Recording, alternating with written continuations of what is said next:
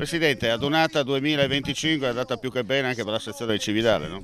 È andata benissimo, in effetti avevamo qualche dubbio per quanto riguarda l'ospitalità, ma non tanto dei biellesi, ma per quanto riguarda la grandezza della città invece ci ha diciamo, sorpresi favorevolmente per la sua caratteristica e la sua bellezza. Erano i gruppi della sezione presenti? Beh, i gruppi della pressione erano tutti e 36 presenti, eravamo circa 470 alpini che sfilavano, compreso naturalmente la banda e il coro sezionale.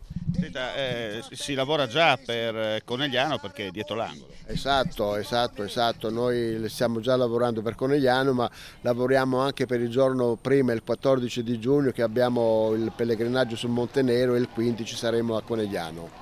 Senta, per concludere, ci sarà un importante evento poi a fine agosto, no? Perché c'è il raduno sezionale a Povoletto, in occasione anche del centenario del gruppo Povoletto. Esatto, il 31 e il 31 di agosto ci sarà il centenario di fondazione del gruppo di Pavoletto, che è un gruppo della sezione di Cividale. Insomma, a Gemona dicono mai da Ur, voi cosa dite qua a Cividale? Noi diciamo sempre Forza Cividale.